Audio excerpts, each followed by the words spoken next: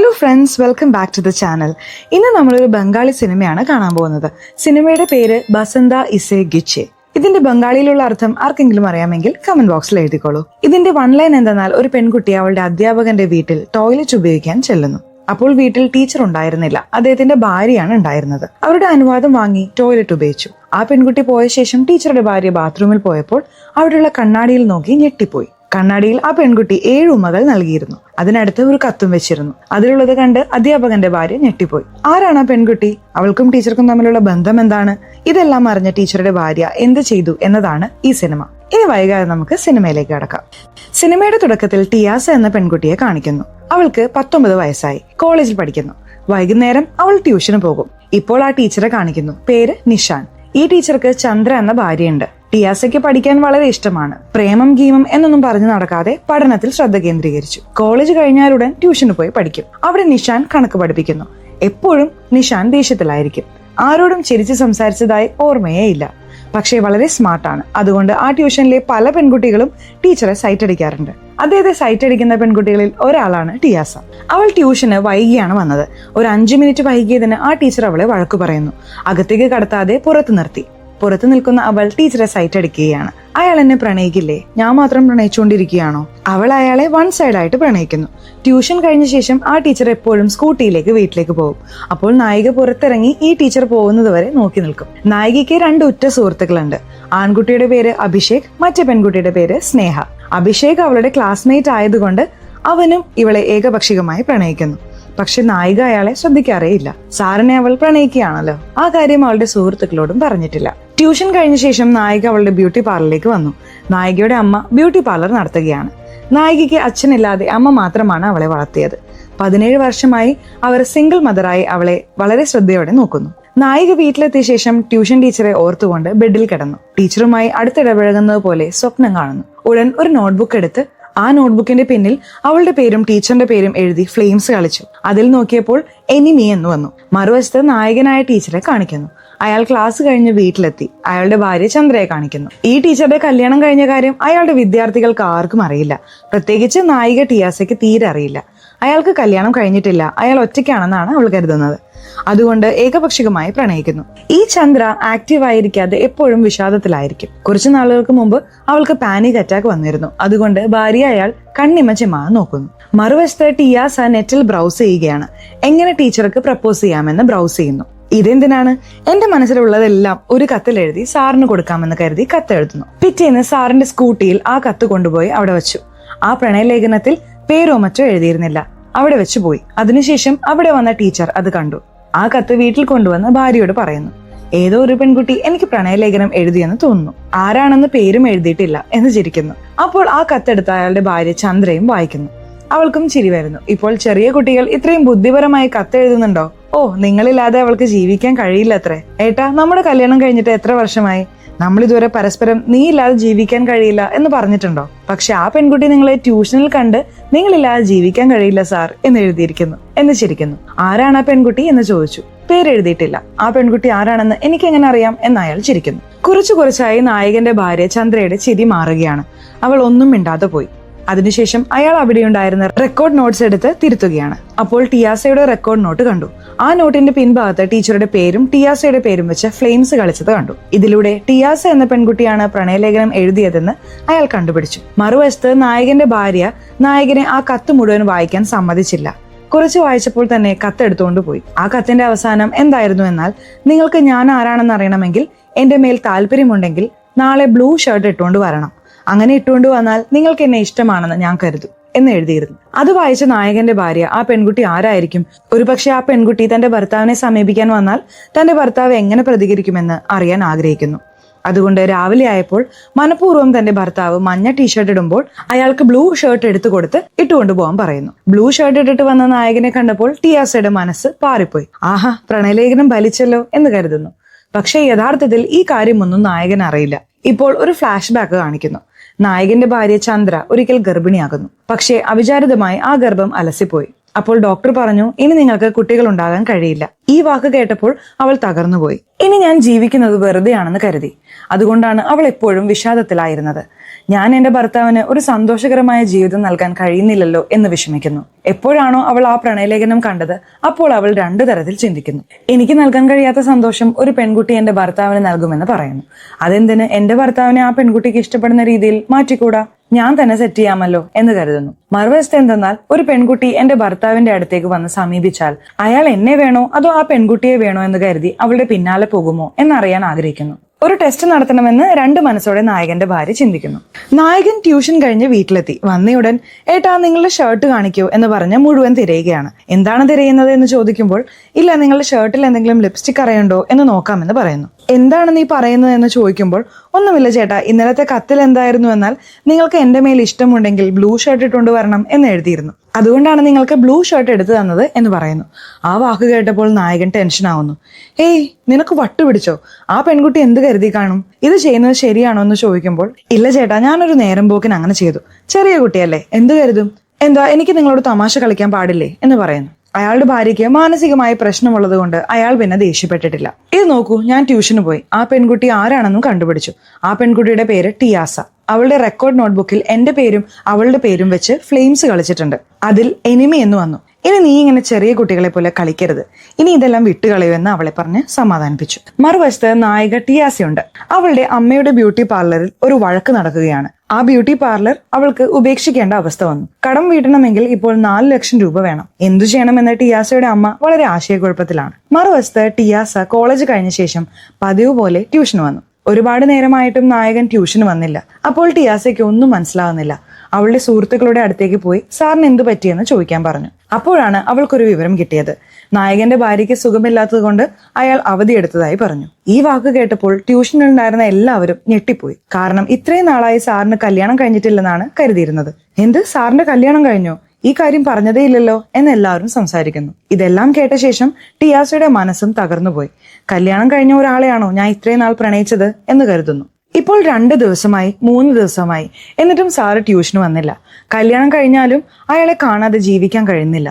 ഒരിക്കൽ അയാളുടെ നമ്പറിലേക്ക് ഫോൺ ചെയ്യണോ എന്ന് ടിയാസ കരുതുന്നു. ടിയാസ വിളിച്ചു, പക്ഷെ അയാളുടെ ഭാര്യ ഫോൺ എടുത്തു. സ്ത്രീ ശബ്ദം കേട്ടപ്പോൾ ടിയാസ കോള് കട്ട് ചെയ്തു. പക്ഷേ സാറിന്റെ ഭാര്യ ട്രൂ കോളറിൽ ടിയാസ എന്ന പേര് കണ്ടു. ഓഹോ, ഇവളാണ് എന്റെ ഭർത്താവിനെ പ്രണയിക്കുന്ന പെൺകുട്ടി എന്ന് അവളും കണ്ടുപിടിച്ചു. മറുവശത്ത് ടിയാസയുടെ അമ്മ ബ്യൂട്ടി പാർലറിൽ നിന്ന് മേക്കപ്പ് ചെയ്ത് വീട്ടിലെത്തി. എന്താ അമ്മേ, വളരെ തിളക്കമുണ്ടല്ലോ എന്ന് മകൾ ചോദിക്കുന്നു. ഒരു നല്ല കാര്യം സംഭവിച്ചു മോളെ എന്ന് അവൾ പറയുന്നു. ഞാൻ റോഡിലൂടെ നടന്നു വരുമ്പോൾ നിന്റെ അച്ഛനെ കണ്ടു. 17 വർഷങ്ങൾക്ക് മുമ്പ് ടിയാസ ജനിച്ച ശേഷം അവളുടെ അമ്മയ്ക്ക് ഡിവോഴ്സ് നൽകി അയാൾ പോയതാണ്. അയാൾ വേറൊരു കല്യാണം കഴിച്ച് തനിക്ക് ആദ്യത്തെ കല്യാണം കഴിഞ്ഞ കാര്യം മറച്ചുവെച്ച് അവളോടൊപ്പം സന്തോഷമായി ജീവിക്കുകയാണ്. 17 വർഷങ്ങൾക്ക് ശേഷം അവൾ ഇപ്പോൾ തന്റെ ഭർത്താവിനെ കാണുകയാണ്. അപ്പോൾ അവർ സംസാരിക്കുന്നതിനിടയിൽ എന്റെ ബ്യൂട്ടി പാർലർ കടത്തിലാണെന്നും 4 ലക്ഷം രൂപ അടച്ചില്ലെങ്കിൽ അത് ഉപേക്ഷിക്കേണ്ടി വരുമെന്നും ഇവൾ പറഞ്ഞു. പക്ഷെ അപ്പോൾ അയാൾ അപ്രതീക്ഷിതമായ മറുപടി പറഞ്ഞു. എന്റെ കയ്യിൽ 4 ലക്ഷം രൂപയുണ്ട്, വേണമെങ്കിൽ ഞാൻ ആ കടം വീട്ടാം. നിനക്ക് എപ്പോഴാണോ പണം കിട്ടുന്നത് അപ്പോൾ കടം വീട്ടിയാൽ മതി എന്ന് അയാൾ പറഞ്ഞത്രേ. ഈ കാര്യമൊക്കെ ടിയാസയോട് അവളുടെ അമ്മ പറയുന്നു. 17 വർഷങ്ങൾക്ക് മുമ്പ് അയാൾ എന്നെ ഉപേക്ഷിച്ചു പോയെങ്കിലും ഇപ്പോൾ അയാൾ നല്ല മനസ്സോടെ എന്നെ സഹായിക്കുന്നു. ഇതിൽ നിന്ന് മനസ്സിലാകുന്നത് പുരുഷന്മാർ 2 തരക്കാരുണ്ടെന്നാണ്.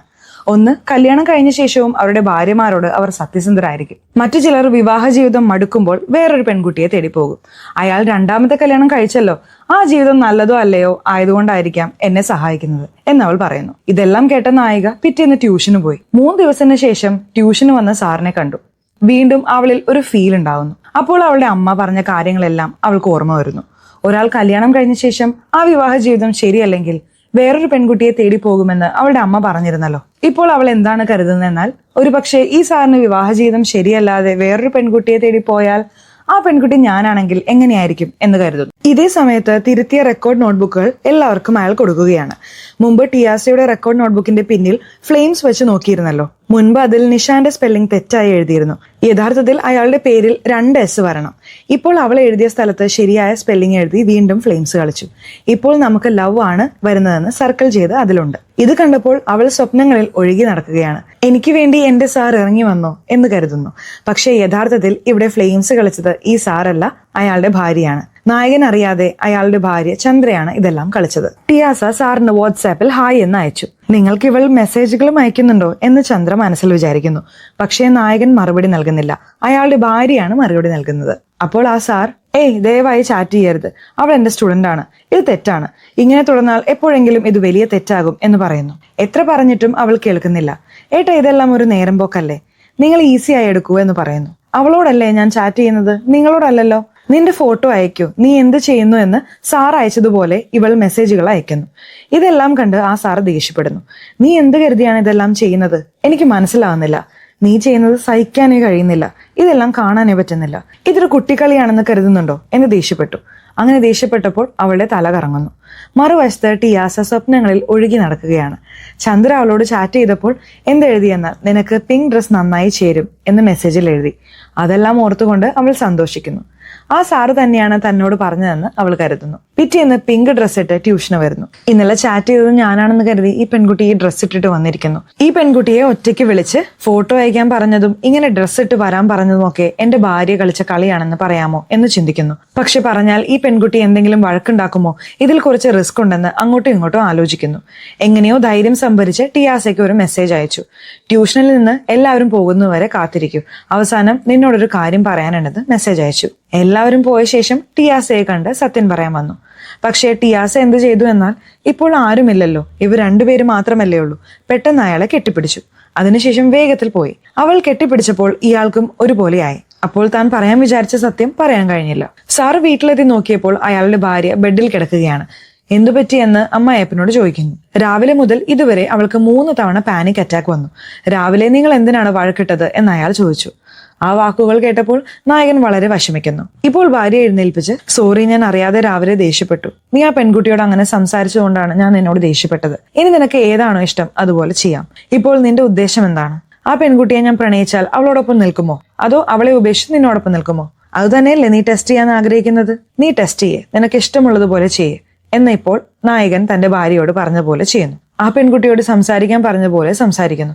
പക്ഷേ തന്റെ ഭാര്യ ഉറങ്ങിയ ശേഷവും ഇയാൾ സംസാരിച്ചുകൊണ്ടേയിരിക്കുന്നു. എനിക്ക് ഐസ്ക്രീം വാങ്ങിത്തരുമോ എന്ന് ടിയാസ ചോദിച്ചപ്പോൾ, ട്യൂഷനിൽ വെക്കുന്ന പരീക്ഷയിൽ നല്ല മാർക്ക് വാങ്ങിയാൽ വാങ്ങിത്തരാമെന്ന് പറഞ്ഞു. അയാളോടൊപ്പം ഐസ്ക്രീം വാങ്ങി കഴിക്കാനായി അവൾ കഷ്ടപ്പെട്ട് പഠിക്കുന്നു. സീൻ കട്ട് ചെയ്താൽ ടിയാസയുടെ അമ്മ തന്റെ ഭർത്താവിന്റെ കയ്യിൽ നിന്ന് പണം വാങ്ങാനായി വിളിച്ചു.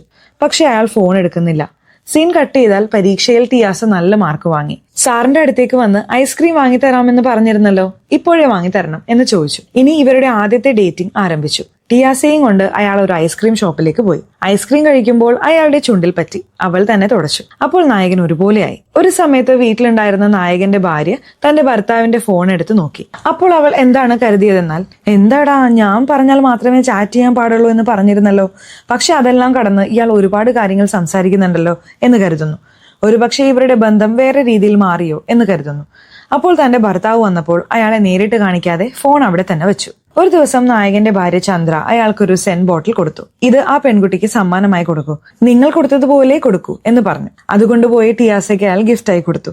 സാറ് തന്ന സെന്റ് എന്ന് കരുതി എല്ലാ ദിവസവും അവൾ അത് ഉപയോഗിക്കുന്നു.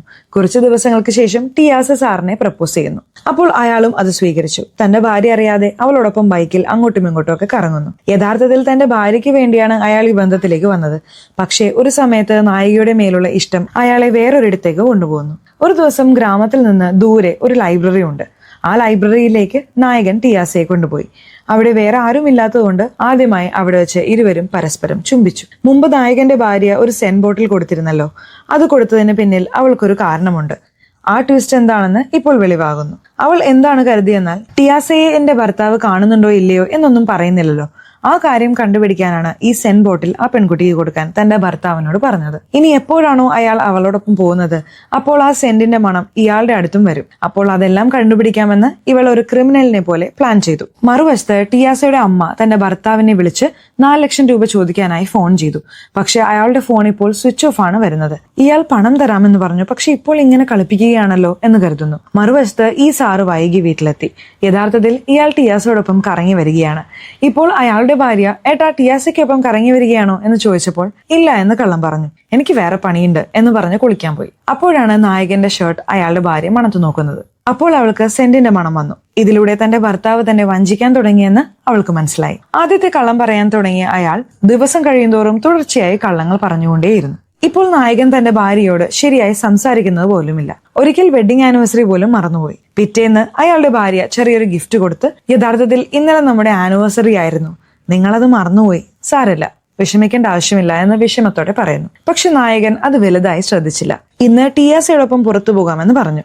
ഇപ്പോൾ ടിയാസയോടൊപ്പം എടുത്ത ഫോട്ടോകൾ നോക്കി ഇയാൾ വേറൊരാളായി മാറിയിരിക്കുന്നു. മറുവശത്ത് ടിയാസയുടെ അമ്മ എന്ത് ചെയ്തെന്നാൽ, എന്റെ ഭർത്താവ് പണം തരാമെന്ന് പറഞ്ഞ് വഞ്ചിച്ചുകൊണ്ടിരിക്കുകയാണെന്ന് പറഞ്ഞ് രണ്ടാമത്തെ ഭാര്യയുടെ മകൻ ഉണ്ടാകുമല്ലോ, അവന്റെ അടുത്തേക്ക് പോയി. അവനോടൊപ്പം ഫോട്ടോ എടുത്ത് ആ ഫോട്ടോ വാട്സാപ്പിൽ തന്റെ ഭർത്താവിന് അയച്ചു. വരുന്ന വഴിയിൽ നിങ്ങളുടെ രണ്ടാമത്തെ ഭാര്യയുടെ മകനെ കണ്ടു. നിങ്ങൾ കുറെ നാളായി എനിക്ക് പണം തരാമെന്ന് പറഞ്ഞ് വഞ്ചിച്ചുകൊണ്ടിരിക്കുകയാണ്. നിങ്ങൾ പണം തരുമോ അതോ നിങ്ങൾക്ക് ആദ്യത്തെ കല്യാണം കഴിഞ്ഞെന്നും ആദ്യത്തെ ഭാര്യയുടെ കുട്ടിയുണ്ടെന്നും വീട്ടിൽ പറയണോ എന്ന് ഭീഷണിപ്പെടുത്തുന്നു. അപ്പോൾ അയാൾ 4 ലക്ഷം രൂപ തരാമെന്ന് പറഞ്ഞു. യഥാർത്ഥത്തിൽ ഇവർക്ക് ഡിവോഴ്സ് ആയതാണ്. പക്ഷേ രണ്ടാമത്തെ കല്യാണം കഴിച്ചപ്പോൾ ഇതാണ് എന്റെ ആദ്യത്തെ കല്യാണം എന്ന് രണ്ടാമത്തെ ഭാര്യയോട് കള്ളം പറഞ്ഞ് കല്യാണം കഴിച്ചു. അതുകൊണ്ടാണ് ഈ ബ്ലാക്ക് മെയിലിന് ഭയപ്പെട്ടത്. സീൻ കട്ട് ചെയ്താൽ പതിവ് പോലെ നായകൻ ടിയാസയോടൊപ്പം ആ ലൈബ്രറിയിലേക്ക് പോകുന്നു. ഇപ്പോൾ അവിടെ ഒരു കാര്യം സംഭവിച്ചു. അവിടെ സാറുമായി ടിയാസ ഒന്നാകുമെന്ന് പറഞ്ഞിരുന്നു. അയാളുടെ അടുത്തേക്ക് പോവുകയാണ്. അപ്പോൾ അയാൾ ഭയപ്പെട്ട് നമ്മൾ അതിരുകൾ കടക്കുകയാണെന്ന് അവളെ തടഞ്ഞു. ഞാൻ കല്യാണം കഴിഞ്ഞവനാണ്. പലതവണ നീ എനിക്ക് ഐ ലവ് യു പറഞ്ഞു. പക്ഷെ ഞാൻ ഒരിക്കൽ പോലും നിന്നോട് ഐ ലവ് യു പറഞ്ഞിട്ടില്ല. മനസ്സ് തുറന്ന് പറയുകയാണെങ്കിൽ എന്റെ ഭാര്യ കാരണമാണ് ഞാൻ നിന്നോട് സംസാരിച്ചത്. അവൾ എന്നെ ടെസ്റ്റ് ചെയ്യാൻ, അവളുടെ മേൽ എനിക്ക് എത്ര സ്നേഹമുണ്ടെന്ന് അറിയാൻ നിന്നോട് സംസാരിപ്പിച്ചു. തെറ്റെല്ലാം എന്റെ മേലാണ്, ഞാൻ സമ്മതിക്കുന്നു. പക്ഷേ ഇതെല്ലാം നിന്നോട് പറയാതെ നിന്നോടൊപ്പം കഴിയുന്നത് എനിക്ക് വളരെ തെറ്റായി തോന്നുന്നു. അത് മാത്രമല്ല, ഇപ്പോൾ നീ വലിയൊരു തീരുമാനമെടുത്തു. അത് കണ്ട് എനിക്ക് ഭയം തോന്നി. നാളെ എന്തെങ്കിലും പ്രശ്നം വരാതിരിക്കാനാണ് ഇതെല്ലാം നിന്നോട് പറയുന്നത് എന്ന് പറയുന്നു. ഒരു തരത്തിൽ ചിന്തിച്ചു നോക്കിയാൽ ഇങ്ങനെ നമ്മൾ ഒരുമിച്ച് കഴിയുന്നത് തന്നെ തെറ്റാണ്. അതുകൊണ്ട് ഇനി മുതൽ നമ്മൾ അകന്നു പോകാം എന്ന് ഇതുവരെ ഒളിപ്പിച്ചു വെച്ച കാര്യങ്ങളെല്ലാം പറഞ്ഞു. ഈ വാക്കുകൾ കേട്ടപ്പോൾ ടിയാസ ഞെട്ടിപ്പോയി. ഈ സാർ എന്നെ ഇത്രയും വഞ്ചിച്ചോ എന്ന് കരുതുന്നു. തന്റെ ഭാര്യയെ വിശ്വസിപ്പിക്കാൻ തന്റെ ഭാര്യ പറഞ്ഞതുകൊണ്ട് അവൾക്ക് വേണ്ടിയാണോ ഇയാൾ എന്നോടൊപ്പം കറങ്ങിയത്? അപ്പോൾ ഇയാളുടെ പ്രണയമൊക്കെ കള്ളമായിരുന്നോ എന്ന് ഹൃദയം തകർന്നുപോയി. ടിയാസ അവിടെ നിന്ന് പോകുന്നു. പിറ്റേന്ന് മുതൽ ടിയാസ സാറിനെ ശ്രദ്ധിക്കുന്നു. അയാൾ തന്റെ ഭാര്യയോടൊപ്പം ബൈക്കിൽ പോകുമ്പോഴെല്ലാം ഇത് കണ്ട് അവൾക്ക് ദേഷ്യം വരുന്നു. ഒരു സമയത്ത് ട്യൂഷൻ സുഹൃത്തായ ഒരു പെൺകുട്ടിയുണ്ട്. അവളെ വിളിച്ച് താൻ ഈ സാറിനെ പ്രണയിച്ചതും അവർ സ്ഥിരമായി ആ ലൈബ്രറിയിൽ പോയതും ചുംബിച്ചതും എല്ലാ കാര്യങ്ങളും ആ സുഹൃത്തിനോട് പറഞ്ഞു. അപ്പോൾ അവൾ, എന്താ നീ പറയുന്നത്? ഇങ്ങനെയാണോ ചെയ്തത്? ഈ സാറിന് ബുദ്ധിയുണ്ടോ ഇല്ലയോ? എന്തിനാണ് അയാൾ ഇങ്ങനെ ചെയ്തത് എന്ന് അവളെ വഴക്ക് പറയുന്നു. പ്രണയത്തിലായിരുന്നപ്പോൾ ഞാൻ അവനോടൊപ്പം എല്ലാം ചെയ്തു. യഥാർത്ഥത്തിൽ അയാൾക്ക് എന്റെ മേൽ പ്രണയമുണ്ട്. പക്ഷെ പെട്ടെന്ന് അയാൾ എന്റെ ഭാര്യയോട് ഞാൻ ദ്രോഹം ചെയ്യുന്നു, അവളെ വഞ്ചിക്കുന്നു എന്ന് കരുതി മാറിപ്പോയി. അവൾക്ക് പെട്ടെന്ന് പാനിക് അറ്റാക്ക് വരും. ഇതറിഞ്ഞാൽ അവൾ മരിച്ചു പോകുമെന്ന് പറഞ്ഞുപോയി. ഇനി നമ്മൾ കാണരുത് എന്ന് പറയുന്നു. അയാളില്ലാതെ എനിക്ക് ജീവിക്കാൻ കഴിയില്ല. എങ്ങനെയെങ്കിലും അവനുമായി നീ എന്നെ ഒന്നിപ്പിക്കണം എന്ന് യാചിക്കുന്നു. മറുവശത്ത് നായകൻ വീട്ടിലെത്തിയ ശേഷം അയാളുടെ ഭാര്യയുമായി വഴക്കുണ്ടാക്കുന്നു. ഇപ്പോഴെല്ലാം നിന്റെ ഷർട്ടിൽ നിന്ന് ആ സെന്റിന്റെ മണം വരുന്നുണ്ട്. നീ എന്നെ വഞ്ചിക്കുകയാണ്. ആ പെൺകുട്ടിയോടൊപ്പമാണ് കൂടുതൽ കറങ്ങുന്നത്. ആദ്യം ആ പെൺകുട്ടിയോട് സംസാരിക്കൂ, ആ പെൺകുട്ടിയോടൊപ്പം കറങ്ങൂ എന്ന് ഞാനാണ് പറഞ്ഞത്. പക്ഷെ മുഴുവനായും അവളോടൊപ്പം കറങ്ങാൻ പറഞ്ഞോ? എന്നെ ഒറ്റയ്ക്കാക്കിയല്ലോ എന്ന് അയാളുടെ ഭാര്യ വിഷമിക്കുന്നു. അപ്പോൾ അയാൾ, ഞാൻ ആ പെൺകുട്ടിയെ പ്രണയിച്ചതും അവളോടൊപ്പം കറങ്ങിയതും എല്ലാം സത്യമാണ്. പക്ഷേ ഇന്നലത്തോടെ അതെല്ലാം കഴിഞ്ഞു. ഞാൻ ആ പെൺകുട്ടിയോട് നീ എനിക്ക് ആവശ്യമില്ല, എല്ലാം എനിക്ക് എന്റെ ഭാര്യയാണെന്ന് പറഞ്ഞു. എനിക്ക് നീയാണ് പ്രധാനം. ഒരുപക്ഷെ നിനക്ക് സംശയമുണ്ടെങ്കിൽ എന്റെ ഫോൺ എടുത്ത് ആ പെൺകുട്ടിയുടെ നമ്പർ ബ്ലോക്ക് ചെയ്യും. ഇനി ഞാൻ നിന്നോടൊപ്പം മാത്രമേ ഉണ്ടാകൂ എന്ന് പറയുന്നു. ഇപ്പോൾ അവളും നായകന്റെ ഫോൺ എടുത്ത് ടിയാസയുടെ നമ്പർ ബ്ലോക്ക് ചെയ്തു. മറുവശത്ത് ടിയാസ കരഞ്ഞുകൊണ്ട് സാറുമായി ഒരിക്കൽ സംസാരിച്ചു നോക്കാമെന്ന് കരുതി ഫോൺ ചെയ്യുന്നു. തന്റെ നമ്പർ ബ്ലോക്ക് ചെയ്തെന്ന് മനസ്സിലാക്കുന്നു. നായകൻ എനിക്ക് നീയാണ് പ്രധാനം എന്ന് ഭാര്യയോട് പറഞ്ഞെങ്കിലും അയാൾക്ക് ടിയാസയോടൊപ്പം ഉണ്ടായിരുന്ന നിമിഷങ്ങൾ ഓർമ്മ വരുന്നു. അവളോടൊപ്പം പാനിപൂരി കഴിച്ചതും റോഡുകളിൽ ബൈക്കിൽ അവളോടൊപ്പം കറങ്ങിയ നിമിഷങ്ങളും ഓർമ്മ വരുന്നു. മറുവശത്ത് നായികയുടെ അമ്മ തന്റെ മുൻ ഭർത്താവിനെ കണ്ട് 4 ലക്ഷം രൂപ വാങ്ങി. പക്ഷെ അയാൾ എന്താണ് പറയുന്നതെന്നാൽ, നീ കല്യാണം കഴിച്ച സമയത്തും ഇങ്ങനെയായിരുന്നു, ഇപ്പോഴും ബ്ലാക്ക് മെയിൽ ചെയ്ത് പണം വാങ്ങുന്നു, നിന്റെ സ്വഭാവം ഇത്രയേ ഉള്ളൂ എന്ന് താഴ്ത്തി സംസാരിക്കുന്നു. അപ്പോൾ അവൾക്ക് എന്തോ പോലെയായി. ഞാൻ നിന്നെ ബ്ലാക്ക് മെയിൽ ചെയ്ത് പണം വാങ്ങുന്നില്ല, എങ്ങനെയെങ്കിലും എന്റെ ബ്യൂട്ടി പാർലർ രക്ഷിക്കാനായി ബാങ്കിൽ ലോണിന് പോയി ചോദിച്ചു വരികയാണ്. അതേ സമയത്താണ് നീ എന്നെ കണ്ട ആ 4 ലക്ഷം രൂപ തരാമെന്ന് വാക്ക് തന്നത്. നീയായിട്ട് വന്ന് വാക്ക് തന്നു. അതിനുശേഷം ഫോൺ ചെയ്താൽ ഒഴിവാക്കി. നീ തരാമെന്ന് പറഞ്ഞുകൊണ്ടാണ് ഞാൻ നിന്നോട് പണം ചോദിച്ചത്. നീ എന്നെ ഇത്രയും ചീപ്പായി കരുതി പണം തരേണ്ട ഒരു ആവശ്യവുമില്ല. നിന്റെ പണം നീ തിരികെ എടുത്തോ. 17 വർഷമായി നിങ്ങളില്ലാതെ ഞാൻ ജീവിക്കുന്നില്ലേ? ഇപ്പോൾ ഈ പണത്തിന് വേണ്ടി നീ എനിക്ക് ആവശ്യപ്പെടുമോ എന്ന് ആ പണം അയാൾക്ക് തന്നെ കൊടുത്ത് വേഗത്തിൽ പോകുന്നു. മറുവശത്ത് രാത്രിയിൽ നായകൻ തന്റെ ഭാര്യയുടെ അടുത്തേക്ക് പോകുമ്പോൾ ടിയാസയെ ഓർമ്മ വരുന്നു.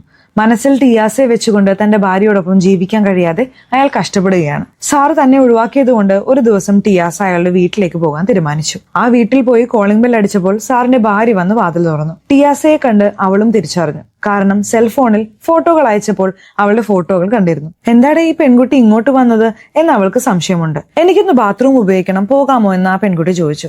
ശരിയെന്ന് പറഞ്ഞ് ബാത്റൂം കാണിച്ചു കൊടുത്തു. അവൾ ബാത്റൂം യൂസ് ചെയ്ത ശേഷം ഒന്നും പറയാതെ പോയി. ഈ പെൺകുട്ടി എങ്ങോട്ട് പോയി പറഞ്ഞതേ ഇല്ലല്ലോ എന്ന് കരുതി ബാത്റൂമിന്റെ വാതിൽ സാറിന്റെ ഭാര്യ തുറന്നു. അപ്പോൾ ബാത്റൂമിലെ കണ്ണാടിയിൽ 7 തവണ ചുംബിച്ചത് ശ്രദ്ധിച്ചു. അതിനടുത്ത് ഒരു കത്തുണ്ട്. നിങ്ങൾ തന്ന ഈ 7 കാര്യങ്ങളും നിങ്ങൾക്ക് തിരികെ തരുന്നു. ഇനി ഗുഡ് ബൈ എന്ന് അതിൽ എഴുതിയിരുന്നു. അപ്പോൾ അവൾക്ക് എന്താണ് തോന്നുന്നതെന്നാൽ എന്റെ ഭർത്താവ് അവളെ പ്രണയിക്കുക മാത്രമല്ല ഇത്തരം കാര്യങ്ങളും ചെയ്തു എന്ന് ആ ഭാര്യ കരുതുന്നു. രാത്രി തന്റെ ഭർത്താവ് വീട്ടിലെത്തിയപ്പോൾ എന്ത് ചെയ്തു നീ, ഇതെല്ലാം സത്യമാണോ എന്ന് ചോദിക്കുന്നു. അപ്പോൾ അയാളും ലൈബ്രറിയിൽ എനിക്കറിയാതെ ഇങ്ങനെ സംഭവിച്ചു എന്ന് പറയുന്നു. അയ്യോ, ഞാനാണ് എന്റെ ഭർത്താവിനെ ഇങ്ങനെ അങ്ങനെ ചെയ്യുമെന്ന് പറഞ്ഞ് തമാശ പറഞ്ഞത്. പക്ഷെ അവസാനം എന്റെ കുടുംബം തന്നെ ഇങ്ങനെ ആയല്ലോ എന്ന് പറഞ്ഞ് കരയുന്നു. എന്റെ ഭർത്താവ് വേറൊരു പെൺകുട്ടിയുമായി ഇത്തരം സാഹചര്യത്തിലോ എന്ന് ഓർക്കുന്നു. അപ്പോൾ നായകന് ദേഷ്യം വരുന്നു. നേരെ ടിയാസയുടെ അടുത്തേക്ക് വന്നു.